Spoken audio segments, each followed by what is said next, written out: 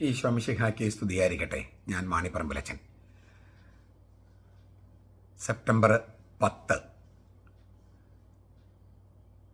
കാൽസിഡണിലെ സൊസ്തീനസ്, വിശുദ്ധ സൊസ്തീനസ് കാൽസിഡൻ. നമ്മൾ സെപ്റ്റംബർ 16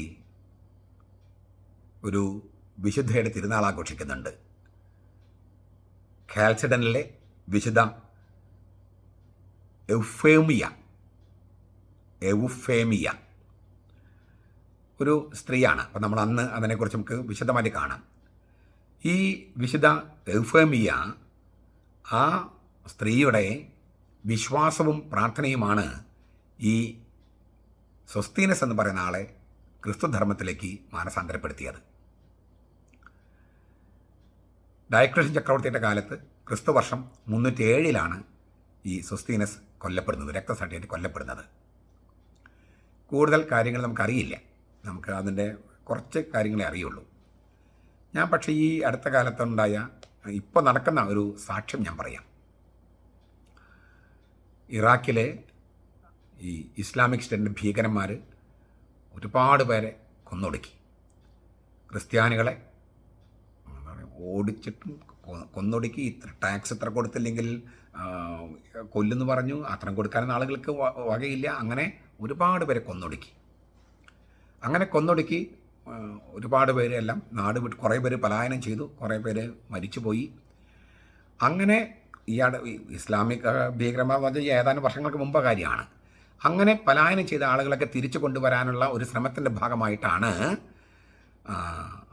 അബ്രഹാമിൻ്റെ നാട്ടിലൊക്കെ ഇറാഖിൽ, കുവൈറ്റിൽ, ആ പ്രദേശത്ത് ഫ്രാൻസിസ് മാർപ്പാപ്പയെ അവർ കൊണ്ടുപോയത്. ഫ്രാൻസിസ് മാർപ്പാപ്പ വന്നു. അപ്പോൾ അവർ അബ്രഹാമിൻ്റെ സ്ഥലം ഊറൊക്കെ ഒന്ന് തുറന്നു കൊടുത്തു. അല്ലെങ്കിൽ തുറന്നു കൊടുക്കലില്ല ക്രിസ്ത്യാനികൾക്ക്. അപ്പോൾ ക്രിസ്ത്യാനികൾ, പലായനം ചെയ്ത ക്രിസ്ത്യാനികൾ കൊണ്ടുവരാനുള്ള ഒരു ശ്രമമായിരുന്നു. പക്ഷെ എന്നാലും അധികം പേരും തിരിച്ചു വന്നിട്ടില്ല.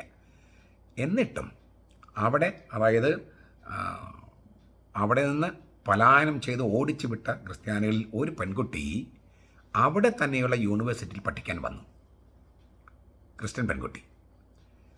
അവളുടെ യൂണിവേഴ്സിറ്റിയിൽ അവൾ മാത്രമാണ് ക്രിസ്ത്യാനി, ബാക്കി എല്ലാവരും മുസ്ലിംസാണ്. അവർ പലതരത്തിൽ ഇവളെ ഭീഷണിപ്പെടുത്താൻ തുടങ്ങി. പലതരത്തിൽ. 4 വർഷം മുമ്പ് തൊട്ട് അവൾ പഠിക്കുകയാണ്.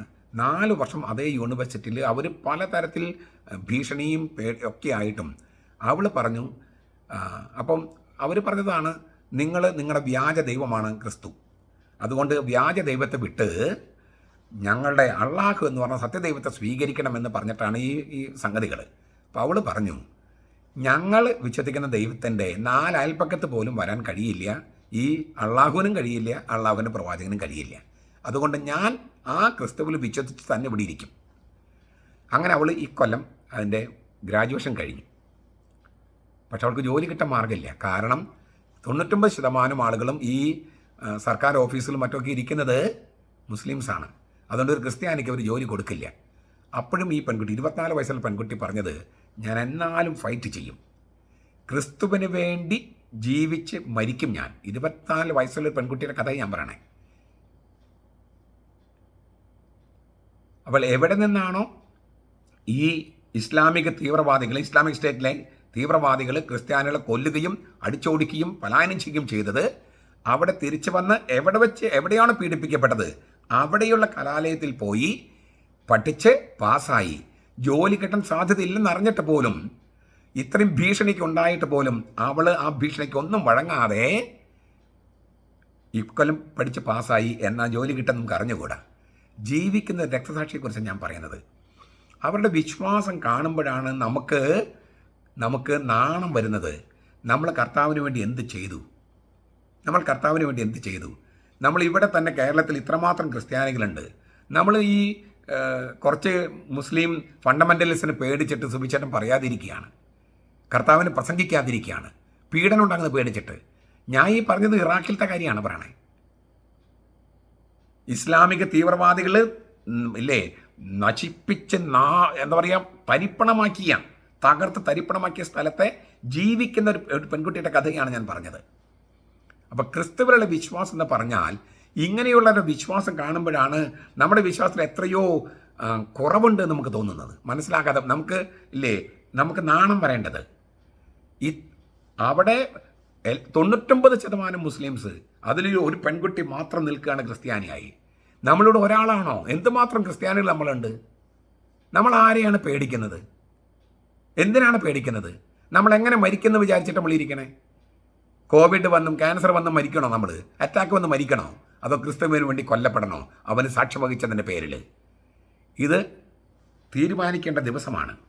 ഈ രക്തസാക്ഷികൾ ഓർക്കുമ്പോൾ നമ്മൾ ഓർക്കേണ്ടത് അങ്ങനെയാണ്. ഒരു പെണ്ണിൻ്റെ വിശ്വാസം കണ്ടിട്ടും അവളുടെ പ്രാർത്ഥന കണ്ടിട്ടുമാണ് ഈ കാൽസഡനിലെ സൊസ്തീനസ് ക്രിസ്തുധർമ്മം സ്വീകരിച്ചതും കൊല്ലപ്പെടുകയും ചെയ്തു. ഡയക്ലോസ് ചക്രവർത്തി അവനെ കൊന്നു കളഞ്ഞു. അപ്പോൾ ക്രിസ്ത്യാനിയായിട്ട് എന്തുണ്ടായി? ജീവിക്കാനല്ല, മരിക്കാൻ. ക്രിസ്ത്യാനിയായി മരിക്കാൻ. ഈ ഒരു വിശ്വാസ തീക്ഷ്ണത നമുക്ക് വേണം. അങ്ങനെയുള്ള വിശുദ്ധർ സ്വർഗത്തിൽ ആരാധിൽ സംബന്ധിക്കുന്നുവെന്നാണ്, ഇപ്പോഴേ സംബന്ധിക്കുന്നെന്നാണ് വെളിപാട് പുസ്തകം 7-ാമത്തെ അധ്യായത്തിൽ പറയുന്നത്. അവർ അവരുടെ അങ്കി കുഞ്ഞാടൻ രക്തത്തിൽ അലക്കി വെടിപ്പാക്കിയിരിക്കുന്നു. അവരുടെ കയ്യിൽ കുരുത്തോലയുണ്ട്. തിരുവുത്ഥാനത്തിൻ്റെ പ്രതീകമാണ് കുരുത്തോല. ഫീനിക്സ് എന്നാണ് കുരുത്തോലയ്ക്കുള്ള വാക്ക്, ഫൈനിക്സ്. അതെന്നാണ് ഫീനിക്സ് എന്നുള്ള പക്ഷി. ഒരേ ഒരു പക്ഷിയേ ഉള്ളൂ, അത് മരിക്കുന്നു, അതിന് ചാരത്തിന് ഉയർത്തെഴുന്നേൽക്കുന്നു. അങ്ങനെ ആ പക്ഷി യേശുവിൻ്റെ ഉത്ഥാനത്തെ ചിഹ്നപ്പെടുത്താൻ ആദ്യമ സഭ ഉപയോഗിച്ചിരുന്ന ഒരു പ്രതീകമാണ്. ആ ഫീനിക്സ് എന്ന വാക്കിനർത്ഥം കുരുത്തോല എന്നാണ്, ഈന്തപ്പനയോല. അതുകൊണ്ടാണ് നമ്മൾ ഈന്തപ്പനയോല, ഒരു പ്രതീകമാണത്, മരിച്ച് ഉത്ഥാനം ചെയ്തവൻ്റെ പ്രതീകം. ആ കുരുത്തോല പിടിച്ചിട്ടാണ് സ്വർഗത്തിൽ പ്രദക്ഷിണം നടത്തുന്ന വിശുദ്ധർ. ആ വിശുദ്ധരുടെ പ്രാർത്ഥനകൾ വേണമെന്ന് 8-ാമത്തെ അധ്യായത്തിൽ പറഞ്ഞിട്ടുണ്ട്, 1 മുതൽ 4 വരെ അധ്യായങ്ങളിൽ. വിശുദ്ധർ കർത്താവിനോട് ചെയ്ത കാര്യങ്ങൾ സുവിശേഷം പ്രഘോഷിക്കുന്ന സ്ഥലത്തെല്ലാം വിശുദ്ധരുടെ ഓർമ്മയ്ക്കായിട്ട് തന്നെ പ്രഖ്യാപിക്കണമെന്ന് കർത്താവിൻ്റെ കൽപ്പനയുണ്ട്, മർക്കോസ് 14:9. ഈ തിരുവചനങ്ങളെ വെളിച്ചത്തിലാണ് കത്തോലിക്ക സഭ വിശുദ്ധരുടെ പ്രാർത്ഥനകൾ സ്വീകരിക്കുന്നതും വിശുദ്ധരെ പങ്കെടുക്കുന്ന ലിറ്റർജിയിൽ നമ്മൾ ഇപ്പോഴേ പങ്കെടുക്കുന്നതും, അതുപോലെ വിശുദ്ധരുടെ ഓർമ്മ കർത്താവിൻ്റെ സുവിശേഷം പ്രഘോഷിക്കുന്ന ലിറ്റർജിയിലും അല്ലാത്തയിടത്തും പ്രഘോഷിക്കുന്നതും. ഈ തിരുവചനങ്ങളുടെ കൂറു പുലർത്താൻ നമുക്ക് കഴിയട്ടെ. ഈ തിരുവചനങ്ങളെല്ലാം തമസ്കരിച്ച് കത്തോലിക് സഭയിൽ നിന്ന് വിട്ടുപോയവരെല്ലാം തിരിച്ചു കൊണ്ടുവരിക മാത്രമല്ല, മുസ്ലിംസിനോടും ഹിന്ദുക്കളോടും മറ്റെല്ലാവരോടും സുവിശേഷം പ്രഘോഷിക്കുക, എന്നിട്ട് പീഡിപ്പിക്കപ്പെട്ടാൽ സന്തോഷത്തോടെ മരിക്കുക.